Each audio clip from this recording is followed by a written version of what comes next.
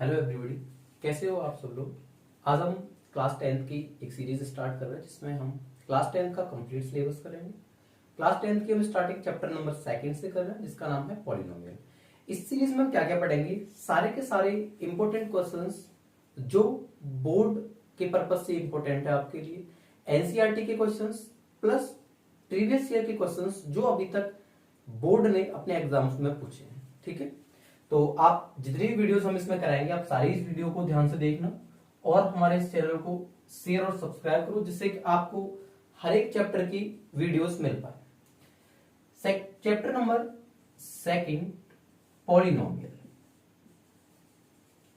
इस पॉलिनोमियल की डेफिनेशन हम देखते हैं एक बार क्या होती है। What is the definition of polynomial?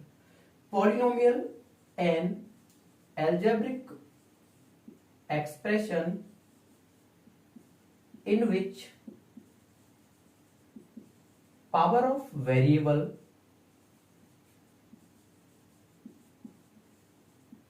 is a whole number. algebraic expression ऐसा algebraic expression जिसमें कि वेरिएबल की पावर होल नंबर होगी, आप उसे क्या बोलोगे? पॉलिनोमियल। और अगर आपको पॉलिनोमियल के बारे में डिटेल में पढ़ना है तो क्लास 9th की मैंने वीडियो बनाई है अभी, उसमें आपको पॉलिनोमियल के बारे में डिटेल में मिल जाएगा। उसके फर्स्ट वीडियो में कि what are the types of polynomial, on what basis, आप किस किस बेसिस पर पॉलिनोमियल को डिफाइन करोगे। अब इस चैप्टर में हम और आगे पढ़ते हैं अलजेब्रिक एक्सप्रेशन और क्या क्या हमें इसमें पढ़ना है। इस चैप्टर में बेसिकली हम क्वाड्रेटिक और क्यूबिक के बारे में पढ़ेंगे। हमें इसमें दो ही पॉलिनोमियल पढ़ने हैं। पहला हमें पढ़ना है इसमें क्वाड्रेटिक पॉलिनोमियल और दूसरा हमें इसमें पढ़ना है आपका क्यूबिक पॉलिनोमियल। स्टार्ट करते हैं इस चैप्टर को। देखो, सबसे पहले एक वर्ड आता है zeros of a polynomial. Basically ये 9th का टर्म है, zeros of a polynomial. Zeros of a polynomial नाम से ही हमें पता चल रहा है कि कहीं ना कहीं ये पॉलिनोमियल के जीरोस से रिलेटेड है। जीरोस ऑफ पॉलिनोमियल, जैसे कि आपको कोई एक पॉलिनोमियल दिया है x-1। अगर आपसे कोई ये पूछे what is the zero of this polynomial, इसका मतलब क्या है? x की ऐसी वैल्यू जिसे इस पॉलिनोमियल में रखने पर इस पॉलिनोमियल की वैल्यू क्या हो जाए? 0। लेट अस सी, अगर आपने x इक्वल्स टू 1 रखा मतलब f of 1 equals to 1 minus 1 0, मतलब f ऑफ 1 की वैल्यू आपको 0 मिली। x equals to 1 is a zero of this polynomial. मतलब जीरोस ऑफ अ पॉलिनोमियल का मतलब क्या है? x की ऐसी वैल्यूज जिन्हें आप अगर उस पॉलिनोमियल में रखोगे तो आपको उसकी वैल्यू क्या मिलेगी? 0। तो उसका 0 होगा, अगर नहीं मिलेगी तो उसका 0 नहीं होगा। अगर यहां x है तो x की ऐसी वैल्यूज, अगर यहीं पर आपके पास एक पॉलिनोमियल y² - 4 होता और आपसे पूछता कि इसमें इस पॉलिनोमियल के जीरोस क्या क्या होंगे, तो हमें पता है कि हम इसमें अगर 2 रखें तो 2² - 4 मीन्स 4 - 4 कितना हो जाएगा आपके सामने? 0। तो इस पॉलिनोमियल का 0 क्या हो जाएगा? 2। अगर हम इसमें -2 भी रख के देखेंगे तो -2² - 4 मीन्स 4 - 4 ये भी 0। तो इसके भी 0 कितने आ रहे हैं आपके पास? 2। मतलब इसकी डिग्री 2 है तो इसके 0 2 आ रहे हैं, इसकी डिग्री 1 है तो इसके 0 कितने आ रहे हैं? 1।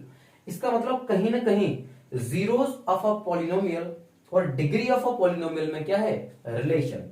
तो कभी भी आपको अगर पता करना हो number of zeros of a polynomial,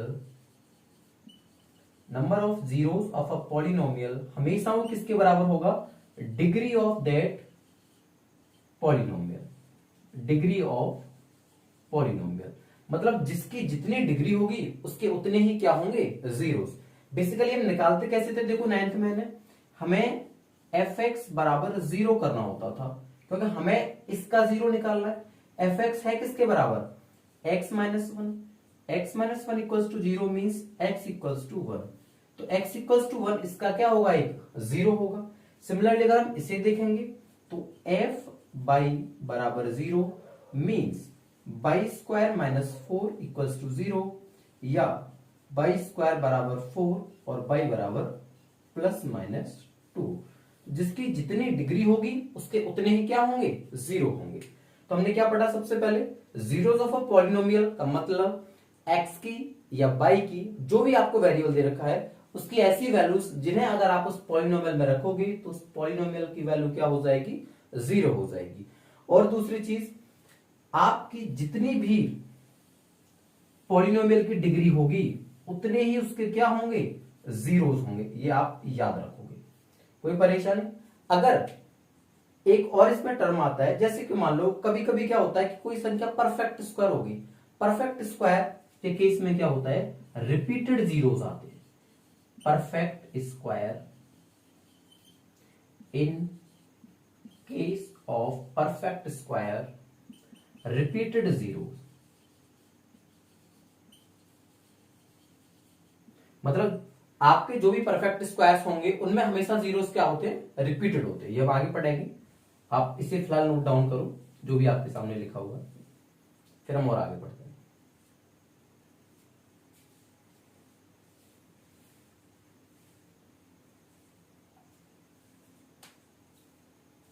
लिख लिया होगा, चलो।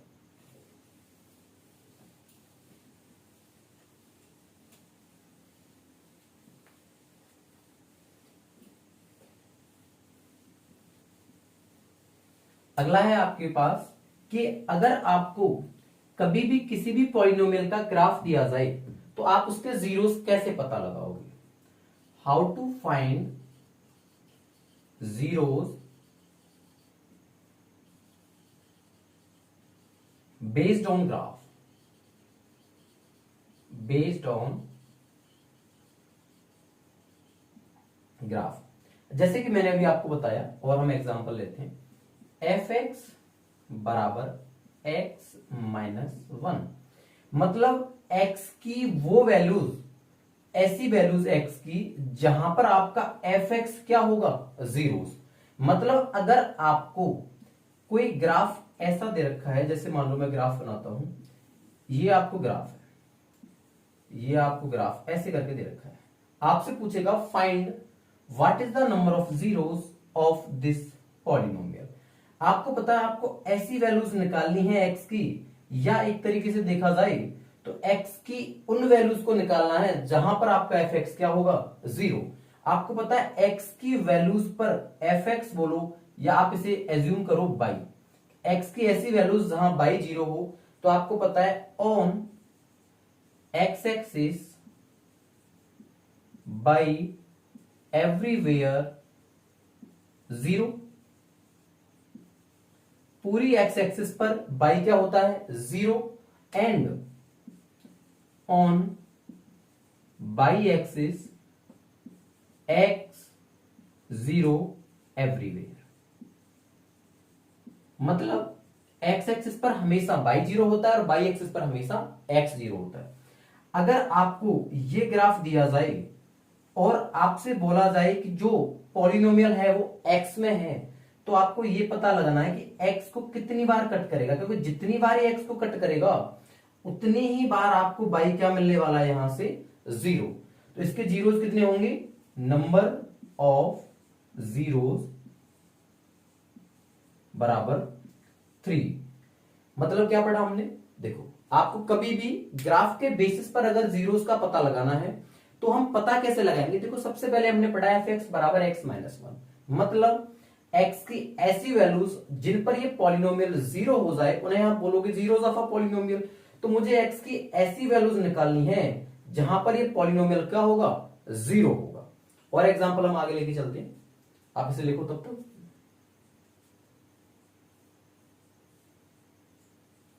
जैसे कि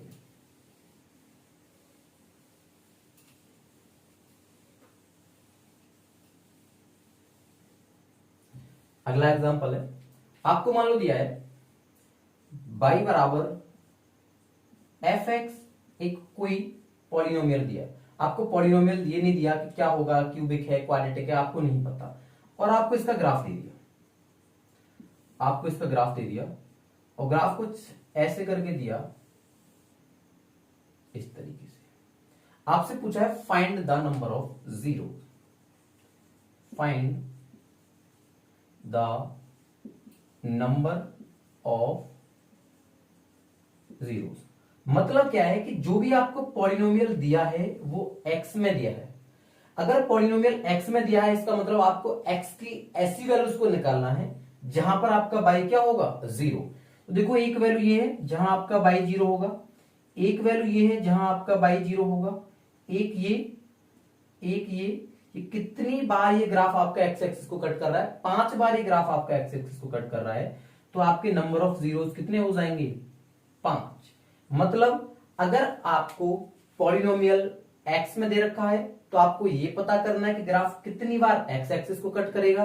अगर आपको पॉलिनोमियल x बराबर f ऑफ y मतलब y के टर्म्स में दे रखा है तो आपको क्या पता करना है कि ये ग्राफ कितनी बार आपका y एक्सिस को कट करेगा।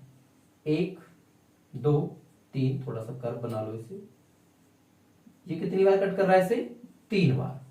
तो इसमें नंबर ऑफ जीरोस कितने होंगे आपके सामने, 3 होंगे। मतलब आपको ये नहीं पता लगाना कि ये एक्स एक्सिस को कितनी बार कट कर रहा है, आपको क्या पता लगाना है, बाई एक्सिस, क्योंकि यहां पर बाई की ऐसी वैल्यूज निकालनी है जहां एक्स आपका क्या होगा, जीरो।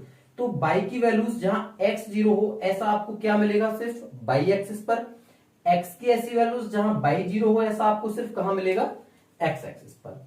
तो इसका मतलब हमें सिर्फ एक चीज समझ में आई यहां से शॉर्ट में कि अगर पॉलिनोमियल x में दे रखा है तो आपको x एक्सिस चेक करनी है, पॉलिनोमियल y में दे रखा है तो आपको y एक्सिस चेक करनी है। कोई परेशान, इसे लिखो फिर हम आगे बढ़ते हैं।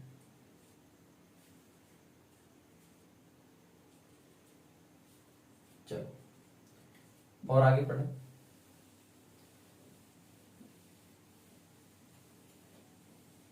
इसके बाद हम पढ़ते हैं क्वाड्रेटिक इक्वेशन।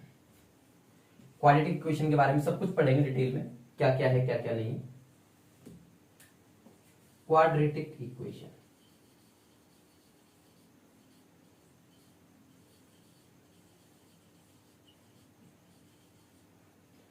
क्वाड्रेटिक इक्वेशन जैसा कि आपको पता है, नाम से पता चल रहा है, अगर ये क्वाड्रेटिक होगा, क्वाड्रेटिक का मतलब है जिसकी डिग्री कितनी होगी, 2 होगी। सबसे पहले आप ये पता लगाओ स्टैंडर्ड इक्वेशन क्या होती है इसकी। स्टैंडर्ड इक्वेशन इक्वल्स टू, वो होता है आपके सामने A x square plus B x plus C. इसकी डिग्री कितनी है बताओ, 2। अगर इसकी डिग्री 2 है तो नंबर ऑफ जीरोस भी क्या होंगे इसके बताओ, 2 होंगे। जिसकी जितनी डिग्री उसके उतने ही जीरोस। अब इसके 2 जीरोस होंगे, एक को आप मान लो अल्फा और दूसरे को आप मानो बीटा। ये आपने अपनी तरफ से माने, let alpha and beta. Quadratic degree 2, zeros भी 2। पहला जीरो आपने अल्फा माना और दूसरा जीरो आपने क्या माना, बीटा माना। तो एक रिलेशन होता है क्या, relationship between zeros and coefficient of a quadratic equation. वो होता है आपके सामने, पहला आएगा sum of zeros. Sum of zeros means alpha plus beta equals to होता है माइनस के बी अपॉन ए। बी का मतलब क्या है बताओ, coefficient of x, and A का मतलब क्या है, coefficient of x square, minus के coefficient of x upon coefficient of x square. Next आएगा इसके सामने, ये आपके सामने फर्स्ट रिलेशन। सेकंड है आपके सामने product of zeros. Product of zeros मतलब अल्फा इंटू बीटा, वो होता है आपके सामने C अपॉन ए। C मतलब कांस्टेंट टर्म और A मतलब वही फिर से कोफिशिएंट ऑफ एक्स स्क्वायर। ये रिलेशन है क्या, दोबारा समझ लो एक बार। हमने पढ़ा quadratic equation, standard equation ax square plus bx plus c। कितने टर्म है इसमें, 3। पहला ax स्क्वायर, दूसरा bx plus c। X square का कोफिशिएंट a, x का कोफिशिएंट b और कांस्टेंट टर्म है आपके सामने c। डिग्री कितनी है, 2, तो नंबर ऑफ जीरोस भी कितने होंगे, 2। अब 2 जीरोस में आपको पता है कि एक को आपने अल्फा माना और दूसरे को आपने क्या माना, बीटा माना। एक रिलेशन होता है इसके जीरोस और कोफिशिएंट्स के बीच में कि अगर आप उसके जीरोस को ऐड करोगे तो किसके बराबर आएगा, माइनस के बी अपॉन ए, जहां पर बी आपका एक्स का कोफिशिएंट है और ए आपका एक्स स्क्वायर का कोफिशिएंट है। अगर आप प्रोडक्ट ऑफ जीरोस निकालोगे मतलब सी अपॉन ए, तो वो आपके सामने क्या आएगा, constant term upon coefficient of x square. इसे आप लिखो, फिर इसके ऊपर हम कुछ क्वेश्चंस करते हैं तो आपको ज्यादा डिटेल में समझ में आएगा।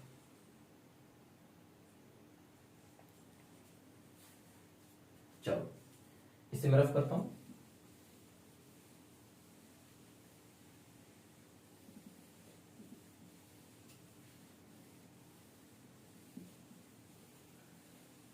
अगर आपको हमारी वीडियो अच्छी लग रही है, आपको समझ में आ रहा है, तो आप हमारी वीडियो को लाइक करो, शेयर करो और इसे अपने जितने भी दोस्त हैं उन सब तक पहुंचाओ, जिससे उन्हें भी एडवांटेज मिले, और चैनल को सब्सक्राइब करो। देखो आगे बढ़ते हैं। जैसे आपने एक एग्जांपल लिया, x square minus 11x plus 18 आपको दे रखा है, एक क्वाड्रेटिक है।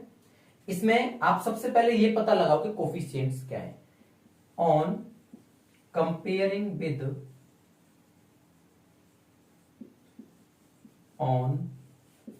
With ax square plus bx plus c। आपको पता है एक्स स्क्वायर का कोफिशिएंट यहां कितना है, 1। यहां एक्स स्क्वायर का कोफिशिएंट कितना है, a बराबर आपके सामने कितना आएगा, 1। यहां एक्स का कोफिशिएंट कितना है, माइनस के 11, और यहां एक्स का कोफिशिएंट कितना है, b। तो b आपको कितना मिलेगा, माइनस के 11। कांस्टेंट टर्म 18 और यहां कांस्टेंट टर्म c बराबर आपके सामने 18। आपके सामने कोफिशिएंट आ गए। अब आपको क्या निकालना है, जीरोस। जीरोस हम कैसे निकालते हैं, हमेशा आपको एक ही मेथड प्रेफर करना है, splitting middle term. Splitting middle term में क्या करना होता है, कोफिशिएंट ऑफ एक्स स्क्वायर और कांस्टेंट टर्म का हम मल्टीप्लाई करते हैं। क्या करते हैं, दोबारा समझो, एक्स स्क्वायर का कोफिशिएंट और कांस्टेंट टर्म का मल्टीप्लाई। 18 वन जा 18। आपको उसके बाद क्या करना होता है, यहां देखना होता है, अगर ये प्लस है तो 18 के ऐसे फैक्टर करो कि जोड़ने पर 11 आ जाए। अगर माइनस है तो 18 के ऐसे फैक्टर करने होते हैं कि सब्ट्रैक्ट करने पर 11 आ जाए। 18 के 2 फैक्टर, एक 9 और एक आपके सामने 2। मतलब आप इसे आगे ब्रेक करके लिखोगे, x square minus 9 plus 2x plus 18। आपको पता ये हो जाएगा x square minus 9x minus 2x plus 18। x common ले सकते हो, x माइनस 9 माइनस 2 कॉमन ले सकते हो, x माइनस 9। x माइनस 9 यहां भी है, x माइनस 9 यहां भी है। आप दोनों जगह से x माइनस 9 कॉमन लो, ये बचेगा x माइनस 2। आपको पता है इसका मतलब क्या है कि इसके 2 जीरोस आ गए। 2 जीरोस क्या, एक x बराबर 9 और एक 2। आप दोनों में से किसी को भी अल्फा मानो, किसी को भी बीटा मानो, कोई फर्क नहीं पड़ता। Let this is alpha, this is beta. कोई परेशानी? अभी तक हमने देखो क्वेश्चन में क्या किया, हमने x square minus 11x plus 18 एक क्वाड्रेटिक इक्वेशन है, उसको कंपेयर किया ax square plus bx plus c, जो कि क्वाड्रेटिक इक्वेशन की कौन सी फॉर्म थी, स्टैंडर्ड फॉर्म। वहां से एक्स स्क्वायर का कोफिशिएंट 1, यहां से एक्स स्क्वायर का कोफिशिएंट a, मतलब a बराबर 1, b बराबर माइनस 11 और कांस्टेंट टर्म मतलब c बराबर आपके सामने क्या है, 18 है। उसके बाद हमने क्वाड्रेटिक इक्वेशन के क्या निकाले, zeros. X square minus 11x plus 18 है। हमेशा जब भी आप जीरोस निकालोगे तो आप प्रेफर करोगे कौन सा method, splitting middle term method. आपको यहां फैक्टराइजेशन मेथड से बचना है जितना बच सको। आपने 1 का और 18 का मल्टीप्लाई किया, 18 वन सा 18। उसके बाद आपको ये देखना है कि सिंबल प्लस है, इसका मतलब 18 के ऐसे फैक्टर के मल्टीप्लाई करने पर क्या आ जाए 18 और ऐड करने पर क्या आ जाए 11। तो 9 और 2, 9 2 18 और 9 और 2 11। आपने इसे लिखा x square minus 9 plus 2x plus 18, x square minus 9x minus 2x, इस माइनस को आप अंदर ले जाओ प्लस 18। आपने x कॉमन लिया, x माइनस 9, आपने माइनस 2 कॉमन लिया, x माइनस 9। यहां से भी x माइनस 9 कॉमन आ जाएगा और यहां से भी, यहां x बचेगा, यहां माइनस 2। इसके दो जीरोस, एक x बराबर 9, एक x बराबर 2। एक को आप अल्फा मानो, दूसरे को क्या मानोगे आप बीटा मानोगे। अब आपको क्या करना है, वेरीफाई रिलेशनशिप। आपको रिलेशनशिप जो है वो वेरीफाई करनी है। रिलेशनशिप ठीक है, आपको पता है कि देखो एक तो था आपके पास सम ऑफ जीरोस। पहला क्या था आपके पास, सम ऑफ जीरोस बराबर माइनस के B upon a. Sum of zeros मतलब अल्फा प्लस बीटा जो है वो माइनस के बी अपॉन ए के बराबर आना चाहिए। अल्फा कितना है 9, बीटा कितना है 2 इक्वल्स टू माइनस बी आपका कितना है माइनस 11 और ए कितना है 1, मतलब 11 बराबर 11। ये वेरीफाइड है, दोनों एलएचएस आरएचएस बराबर आ रही। सेकंड है आपके पास प्रोडक्ट। प्रोडक्ट किसके बराबर आता था, सी अपॉन ए, मतलब alpha into beta c upon a. 9 into 2 equals to 18 upon 1, मतलब ये भी आपके सामने 18 बराबर 18। तो ओवरऑल आपका रिजल्ट कैसा आ रहा है, वेरीफाइड। वेरीफाइड आने का मतलब क्या है कि जो इसके जीरोस और कोफिशिएंट्स के बीच में जो रिलेशन है वो सही है। इसका मतलब इसके जीरोस 9 और 2 ही होंगे। आपने पहले वेरीफाई किया सम ऑफ जीरो, दूसरा आपने वेरीफाई किया प्रोडक्ट ऑफ जीरो। देखो आप इसे, फिर एक और क्वेश्चन करते हैं।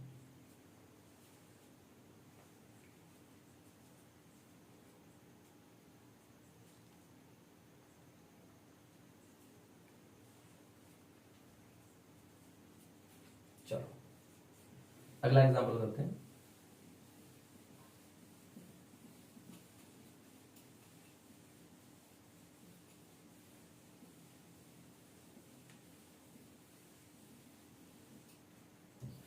अगला एग्जांपल है आपके सामने, x square minus x minus 6। ये आपको इसके फैक्टर करने हैं। सबसे पहले आप क्या करो, on comparing with a x square plus B x plus c. X square का कोफिशिएंट ए, एक्स स्क्वायर का coefficient 1 means a equals to 1। X का कोफिशिएंट बी, एक्स का coefficient -1 equals to b minus 1। B की कितनी हो जाएगी -1। Constant term minus सी और उधर सी, तो ये हो जाएगा -6। कांस्टेंट टर्म -6 था, उधर सी हो जाएगा। आपको इसके फैक्टर करने, देखो फैक्टर करने के लिए क्या इंपॉर्टेंट है, एक्स स्क्वायर का कोफिशिएंट और कांस्टेंट टर्म। 1 6 जा 6। आपको 6 के ऐसे फैक्टर करने हैं कि सब्ट्रैक्ट करने पर क्या आए 1 आना चाहिए। तो वो कौन से होंगे बताओ आप, 3 इंटू 2। आपने इसे लिखा x square minus 3 minus 2 into x minus 6, x square minus 3x minus minus plus के 2x माइनस 6। आपने क्या किया, x कॉमन लिया, x माइनस 3, यहां से आपने 2 कॉमन लिया, ये भी x माइनस 3, यहां से भी x माइनस 3 कॉमन, यहां से भी x माइनस 3, x माइनस 3 हर जगह से कॉमन। यहां क्या बचेगा x प्लस 2, मतलब इसकी 2 जीरोस आए, एक 3 और एक माइनस के 2। फिर से वही, आप किसी को भी अल्फा मानो और किसी को भी बीटा मानो। इसके बाद आपको क्या करना है, वेरीफाई रिलेशनशिप। Verify relationship. अब देखो आपको रिलेशनशिप वेरीफाई करनी है, तो इसमें 2 रिलेशनशिप थी। पहली थी आपके पास sum of zeros means alpha plus beta किसके बराबर, माइनस के B upon A. Alpha plus beta देखो इसमें कितना है 3 plus -2 equals to minus, B कितना है -1 और ए कितना है 1, 3 में से 2 जाएगा तो 1 बराबर 1, वेरीफाइड है ये आपका रिलेशन। सेकंड रिलेशन आपने पढ़ा है कौन सा, product of zeros equals to C upon A, means alpha into beta. आप इनका मल्टीप्लाई करो, 3 इंटू -2, सी कितना आपके सामने -6 अपॉन 1, -6 इक्वल्स टू -6। मतलब ये है कि आपके पास जो रिलेशनशिप थी वो वेरीफाइड हो गई, रिलेशनशिप वेरीफाइड। आपको ये करना था, रिलेशनशिप वेरीफाइड। लिखो इसे, फिर अगला क्वेश्चन करते हैं।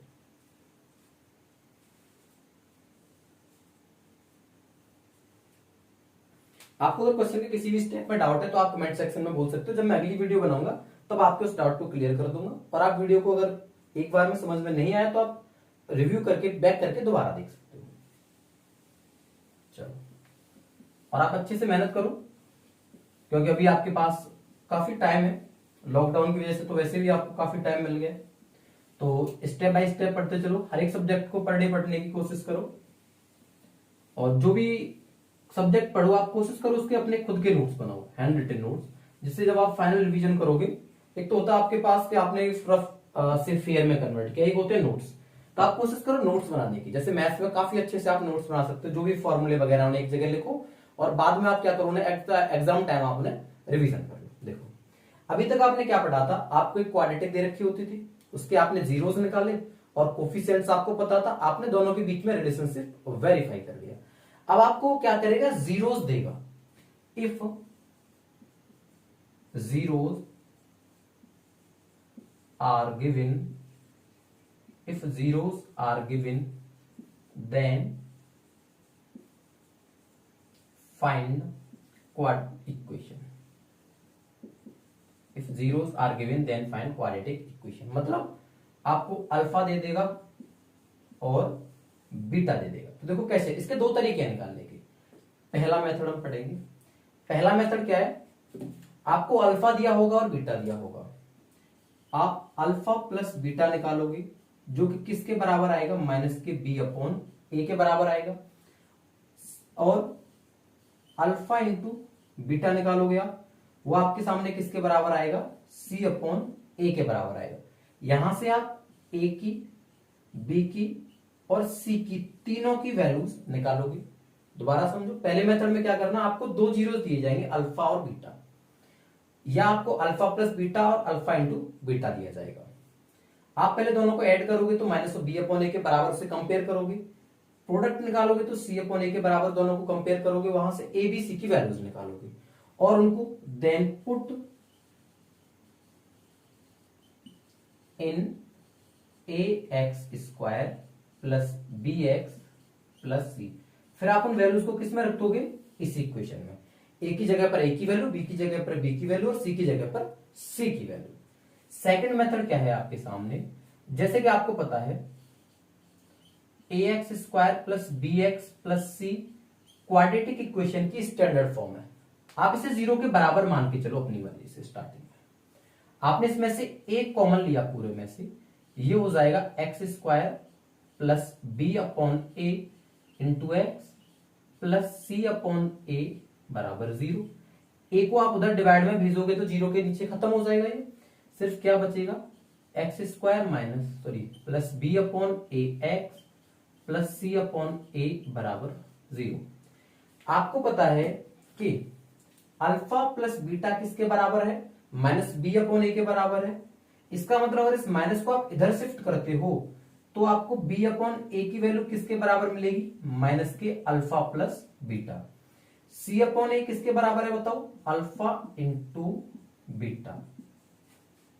मतलब आप इस b अपॉन ए की जगह पर माइनस अल्फा प्लस बीटा लगा सकते हो और c अपॉन ए की जगह पर आप अल्फा इंटू बीटा लगा सकते हो।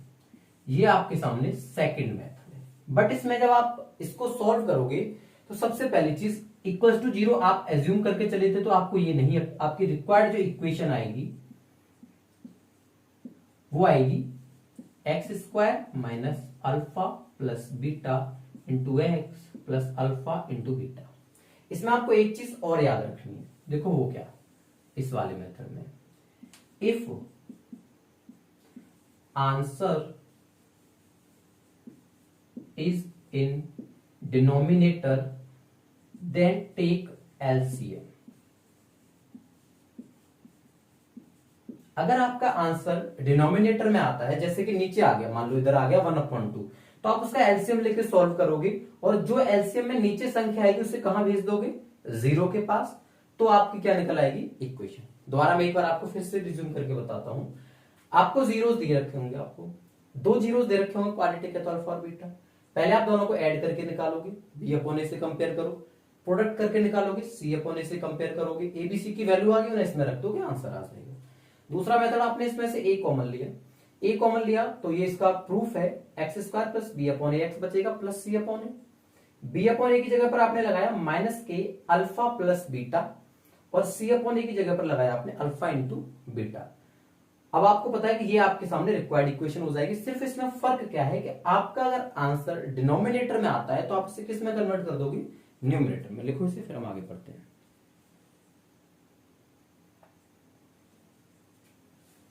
चलो इसके ऊपर एक एग्जांपल करते हैं, जो हमने जस्ट अभी पढ़ा था वही एग्जांपल करेंगे।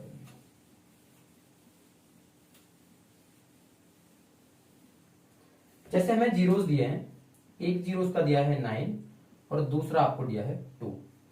एक को आप अल्फा मानो, दूसरे को आप बीटा मानो।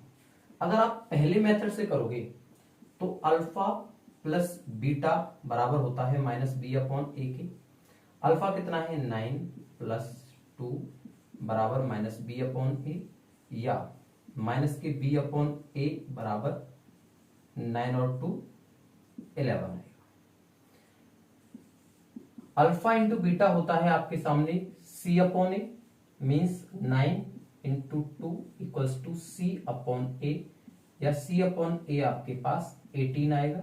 यहां से b अपॉन ए आपके पास आएगा -11। आप इस -11 को 11 अपॉन 1 रख सकते हो, क्योंकि आपको b अपॉन ए के फॉर्मेट में लाना है, और इस c अपॉन ए को आप लिख सकते हो 18 अपॉन 1। देखो b की वैल्यू इधर से आपको साफ साफ दिख रही है, कितनी हो जाएगी -11, और a की वैल्यू आपको कितनी हो जाएगी 1। c की वैल्यू कितनी हो जाएगी 18 और a की वैल्यू कितनी हो जाएगी 1। मतलब इसमें एक चीज आपको समझ में आई कि ये जो वैल्यू है a की, वो दोनों की दोनों इक्वेशंस में ही क्या आनी चाहिए, सेम। अगर बाय द वे नहीं आती है तो आपको फिर क्या करना पड़ता है, उसको सेम बनाना होता है। तो यहां से a बराबर आया आपके सामने 1, b इक्वल्स टू -11 और c equals to 18। So required equation होगी आपके सामने ax square plus bx plus c। a मतलब 1 तो कोई फर्क नहीं पड़ेगा, -11x प्लस 18। बताओ, हमने अभी जस्ट इससे पहले वाले एग्जांपल में यही तो पढ़ा था कि आपको ऐसे इक्वेशन दे रखी थी और आपने उसको किसमें वेरीफाई किया था, रिलेशन और जीरो में। पहला मेथड आप लिखो, फिर हम इसका दूसरा मेथड पढ़ते हैं।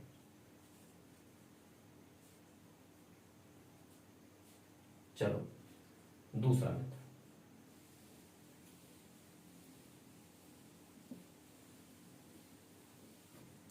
दूसरा मेथड इससे थोड़ा सा सिंपल पड़ता है। इसमें आपको देखो क्या करना है, अल्फा प्लस बीटा निकालना है, मींस 9 प्लस 2 कितना हो जाएगा आपके सामने 11। अल्फा इंटू बीटा निकालना है, मतलब 9 इंटू 2 18।